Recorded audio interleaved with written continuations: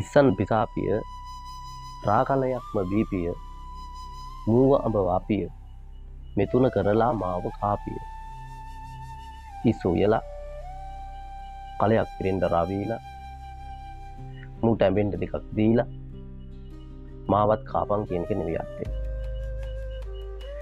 ඉස්සන් පිසාපිය කියලා කියන්නේ ඉස්සන් කියන්නේ ඊර්ෂ්‍යාවට. පිසාපිය කියලා කියන්නේ පිහලා දාන්න, නැති කරලා දාන්න, ඊර්ෂ්‍යාව නැති කරලා දාන්න.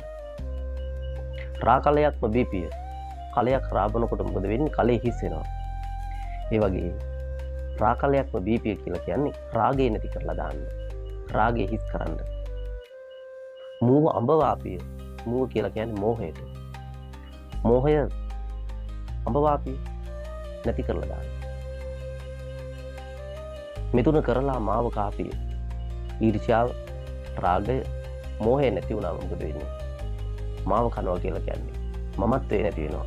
මම මගේ කියන හැඟීම නැති වෙනවා. ඔන්න බලන්න. මේවා තමයි වීදාගම මහාමුදුරන්ගේ දහම් ගැට. ඒ තමයි කෝට්ටේ යුගයේ ලියවුණු දහම් ගැට මාලේ.